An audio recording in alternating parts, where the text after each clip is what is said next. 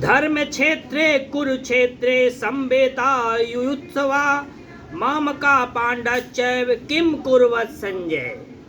धृतराष्ट्र पूछते हैं संजय से कि संजय, जो धर्म क्षेत्र और कुरुक्षेत्र में युद्ध की मंशा से हमारे पुत्र और पांडव के पुत्र एकत्रित हुए हैं, तो वहाँ पर वो क्या कर रहे हैं। तो यहाँ पर धृतराष्ट्र जो है तो संजय से पूछे। अब यहाँ पर ये मालूम पड़ रहा है कि अगर आप कोई डिसीजन लेने में कैपेबल है तो आपको डिसीजन टाइम पे राइटली डिसीजन और बुद्धिमानी से डिसीजन लेना चाहिए। मतलब इसी को बोलते हैं WRT। अगर आप इससे डिसीजन नहीं लेते हैं ऐसा, तो उससे बहुत बड़ा इसका विकराल रूप हो सकता है। तो संजय क्या बोलते हैं, संजय बोलते हैं कि महाराज, अब देखिए जो हम यहाँ पर अनुवाद बता रहे हैं श्रीमद् भगवत गीता का, हमारा ये भी पहला पर्पज ये है कि इसको सिंपल एक मतलब कहानी के रूप में बता दिया जाए, ताकि एक बार जो लोगों को ये पता नहीं है कि पहले अध्याय में क्या है दूसरे में क्या है, तो ऐसे वो जान जाएं कि पहले भगवत गीता में है क्या, और उसके बाद वो अपना संस्कृत से पढ़ते रहेंगे और डिटेल में समझते रहेंगे। तो यहाँ पर जो है तो संजय बता रहे हैं अभी कि इसमें, अब देखिए इसमें जो पहला अध्याय है, इसमें पहला अध्याय में टोटल 47 श्लोक है। 47 में से जो 25 अर्जुन बोलते हैं और 21 जो है तो संजय बोलते हैं, एक जो है धृतराष्ट्र बोलते हैं। तो अभी जो संजय है बता रहे हैं कि जो दुर्योधन है दोनों सेनाओं को देख रहे हैं, और सेनाओं को देख के जो मतलब पांडवों की सेना है उसको देख करके और जाते हैं किसके पास, जाते हैं वो गुरु द्रोणाचार्य जी के पास, और जा कर के बोलते हैं गुरुदेव देखिए आप का जो धृष्टद्युम्न है द्रुपद का पुत्र, उसने कैसे विवाह का रचना कर रखा है कि मतलब अगर इसमें कोई अंदर चला जाए तो वापस नहीं आ सकता। दूसरा बात देखिए यहाँ पर क्या है कि जो संजय है वो एक सेवक है, तो जो सेवक है वो एग्जैक्ट वही शब्दशः बता रहे हैं। तो इसका जैसे कि सेंटेंस जब आप जाएंगे तो सेंटेंस तो जो शब्दशः बता रहे हैं, तो इसमें मीनिंग यहाँ पर समझना पड़ता है, क्योंकि जब दो लोगों के बीच में वार्तालाप हो रही है तो व्यंग भी रहेगा वहाँ पर जो सामने वाला बता रहा है तो वो तो शब्द बताएगा, तो हो सकता है उस समय सेंटेंस ही पढ़े। इसलिए गीता का जितना अर्थ जो है ना उसको बहुत मीनिंग निकलता है। तो अभी जैसे कि अभी हम यहाँ बहुत मीनिंग का मतलब नहीं कि पूरा ही चेंज हो जाता है। जैसे कि अभी मैंने बताया कि संजय जो बता रहे हैं कि जो वो गुरु द्रोणाचार्य जी के पास गए और बोले कि देखिए गुरुदेव, ये जो है जिसको आपने शिक्षा दिया था धृष्टद्युम्न को, द्रुपद के लड़के को, जो आपका दुश्मन भी था द्रुपद, तो देखिए वो आज जो हमारे खिलाफ ही खड़ा है। एक तरह से वो व्यंग मार रहे हैं, टोन मार रहे हैं द्रोणाचार्य को। तो जब कुछ समय उसको क्या करना चाहिए था, उस समय उसको स्वयं एनालिसिस करना चाहिए था कि मतलब क्या हमारे पास वीकनेस है, क्या हमारी स्ट्रेंथ है, या फिर अर्जुन या पांडवों की तरफ क्या वीकनेस है। ये ना करने की बजाय वो गुरु द्रोणाचार्य जी को जो है तो व्यंग मार रहा है, टोन मार रहा है।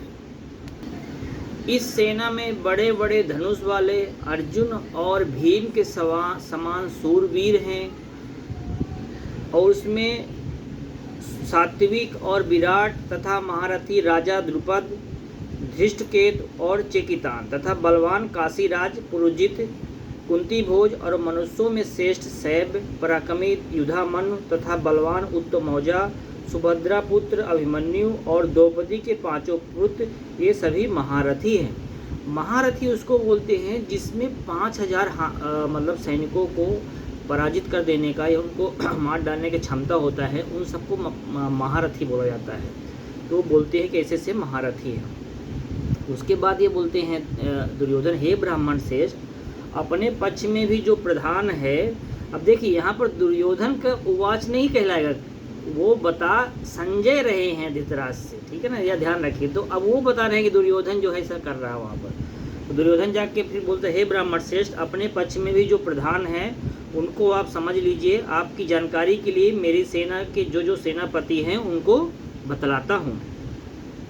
आप द्रोणाचार्य, पितामह भीष्म तथा कर्ण और संग्राम विजयी कृपाचार्य, संग्राम विजयी मतलब जिसने आज तक कभी कोई युद्ध हारा ही नहीं, तथा वैसे ही अश्वत्थामा, विकर्ण और सोमदत्त का पुत्र भूर्श्वा है। और भी मेरे लिए ऐसे लोग हैं जो अपनी जान तक दे सकते हैं। जैसे कोई बोलता है कि भाई के लिए तो ये जान भी दे देगा, मतलब इतना ऐसे लोग हैं कि जो हमारे लिए अपनी जान भी दे सकते हैं, और वो सब मतलब अस्त्र शस्त्र से सुसज्जित है और सब युद्ध में चतुर है, जो हमारे लिए जान दे सकते हैं। भीष्म पितामह द्वारा रक्षित हमारी वह सेना सब प्रकार से अजेय है, और भीम द्वारा रक्षित इन लोगों की यह सेना जीतने में सुगम है। मतलब वो यहाँ पर अहंकार दिखा रहे हैं कि जो हमारी सेना है भीष्म पितामह द्वारा अजेय है, बहुत मजबूत है, और जो भीम के द्वारा रक्षित सेना है वो कमज़ोर है। इसलिए सब मोर्चों पर अपनी अपनी जगह स्थित रहते हुए आप लोग सभी निसंदेह भीष्म पितामह की ही सब ओर से रक्षा करें। मतलब बोलते भीष्म पितामह की ही रक्षा करिए। कौरवों में विद्ध बड़े प्रतापी पितामह भीष्म ने उस दुर्योधन के हृदय में हर्ष उत्पन्न करते हुए उच्च स्वर से सिंह की दहाड़ के समान गरज कर शंख बजाया। इसके पश्चात शंख और नगाड़े तथा ढोल, मृदंग और नरसिंगे आदि बाजे एक साथ ही बज उठे। उनका यह शब्द बड़ा भयंकर हुआ। इसके अनंतर सफ़ेद घोड़ों से युक्त उत्तम रथ में बैठे हुए श्री कृष्ण महाराज और अर्जुन ने भी अलौकिक शंख बजाए।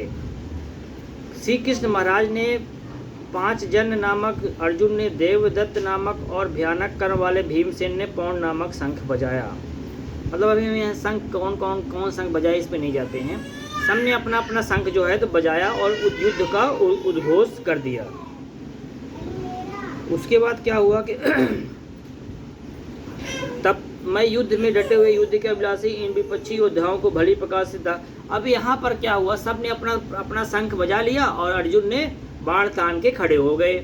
अब उसके बाद क्या हुआ कि अर्जुन बोलते हैं भगवान श्री कृष्ण से कि आप मेरे को दोनों सेनाओं के बीच में लेके चलिए, वहाँ पर रथ खड़ा करिए, ताकि मैं दोनों सेनाओं में कौन कौन योद्धा है उनको हमें अच्छे से देख सकूं। और अर्जुन के ऐसा कहे जाने पर भगवान श्री कृष्ण रथ को दोनों सेनाओं के बीच में लेके जाते हैं और खड़ा कर देते हैं, और उसके बाद बोलते हैं, ले अर्जुन, मैंने यहाँ रथ ला दिया, अब तू देख। अब क्या होता है कि अर्जुन जब वहाँ पर सबको देखते हैं कि कोई चाचा है, कोई ताऊ है, कोई मामा है, कोई मामा का लड़का, कोई चाचा का लड़का, मतलब सारे रिश्तेदारों के लड़के हैं, तो अर्जुन यहाँ से व्याकुल हो जाते हैं। उनका जो अस्त्र शस्त्र है वो, उनका अस्त्र शस्त्र जो होता है, अर्जुन का हाथ शिथिल पड़ रहा है, अस्त्र हाथ से छूट रहा है, और ये सब देख के वो भगवान श्री कृष्ण से बोलते हैं कि भगवान मैं कैसे इनको मारूं, ये सब तो हमारे जो हैं तो हमारे सब रिश्तेदार हैं, और अगर हम इन सबको मारेंगे तो हम तो पाप के भागी बनेंगे। जो हम जिस भीष्म पितामह की गोद में हमने खेला है, अगर हम उनको मारते हैं तो हम तो पाप के भागी बनेंगे। अपने जो हमारे गुरुदेव हैं जिनसे हमने शिक्षा लिया है उनको हम कैसे मारेंगे। और अगर हम इन सबको मारते भी हैं तो इससे क्या होगा कि जो हमारा जब 40 लाख लोग जैसे मारे थे तो सब मारे जाएंगे, तो इसमें तो क्या होगा कि जब सब मारे जाएंगे तो धर्म जो अधर्म बढ़ेगा, अधर्म बढ़ेगा, पाप बढ़ेगा। जब पाप बढ़ेगा तो उसमें क्या होगा कि स्त्रियां जो है दूषित हो जाएंगी। जब स्त्रियां दूषित हो जाएंगी तो वर्ण संकर वाली संतानें पैदा होंगी, जिससे धर्म कुल का नाश हो जाएगा। इसलिए हे प्रभु, हम जो है तो युद्ध नहीं करेंगे। और ये कह करके वो बैठ गए। अर्जुन बोलते हैं कि इन्हों मार करके अगर हमें पृथ्वी क्या तीनों लोक भी मिलता रहेगा तो भी हम युद्ध नहीं करेंगे, क्योंकि हम इनको नहीं मारेंगे। जैसे कि उन्होंने बताया कि वो डर रहे हैं कि जितने लोग मर जाएंगे तो फिर मतलब पूरा धर्म कुल का नाश हो जाएगा। और ये सब कह करके अर्जुन जो है अपने अस्त्र शस्त्र को अपने रथ पे रख करके और जाके पीछे की तरफ बैठ गए।